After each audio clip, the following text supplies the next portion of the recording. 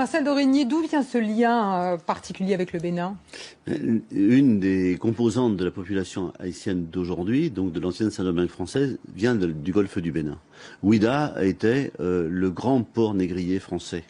On met en avant aujourd'hui beaucoup le Sénégal, ce qui n'est pas faux, mais la principale plaque tournante du commerce négrier français, c'était Ouidah. C'était le Bénin, aujourd'hui au Bénin. C'était le Bénin d'aujourd'hui, donc Ouidah. Et donc Haïti, enfin Saint-Domingue était le réceptacle de 3/4, voire un peu plus de la traite négrière française.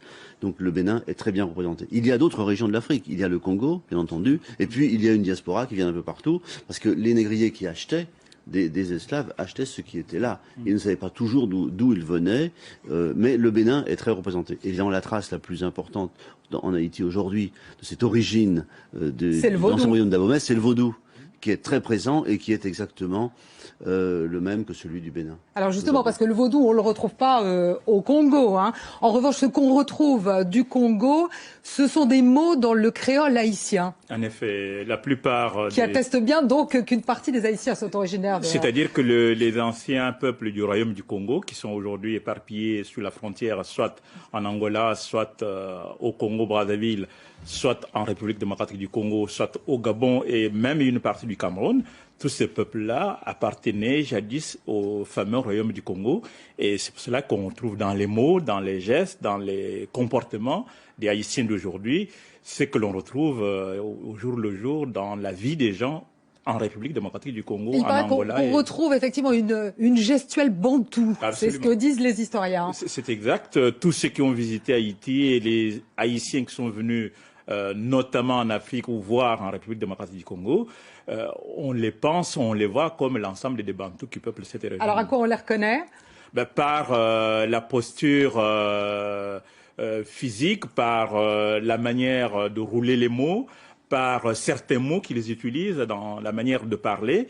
Et on a des ressemblances très très fortes avec les Haïtiens, notamment lorsque on discute sur que ce soit sur la musique, que ce soit sur la danse ou d'autres choses, on se sent vraiment proche d'eux dans la manière de penser et d'agir. On a l'impression que le lien entre Haïti et l'Afrique est resté très très fort, beaucoup plus fort qu'il ne l'est entre l'Afrique et, je pense à la Martinique ou la Guadeloupe. Oui, les départements français d'outre-mer, donc départementalisés depuis 1946, ont connu, mais avant même la loi de départementalisation, mais ont connu une intégration, une assimilation, on dit, ce qui est un terme qui est devenu péjoratif aujourd'hui presque, mais ça a été la politique officielle de l'assimilation, c'est-à-dire faire en sorte que l'outre-mer français soit exactement la même chose que la France. Et le processus qui n'aboutira certainement jamais à une assimilation complète a tout de même joué son rôle.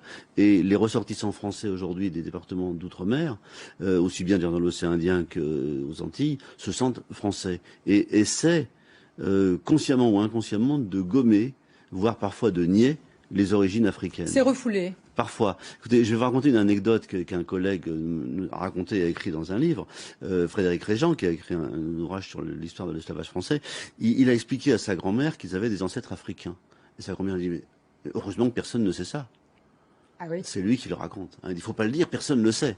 Oui, voilà. Alors que, voilà. La plupart des amis antillais ne revendiquent pas leur appartenance à l'Afrique, même lointaine.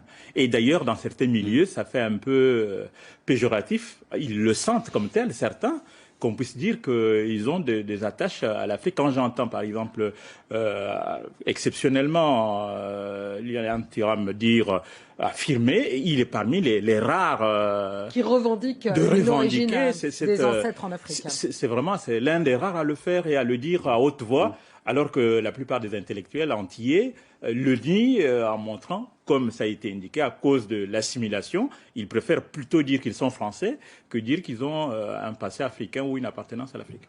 Alors on le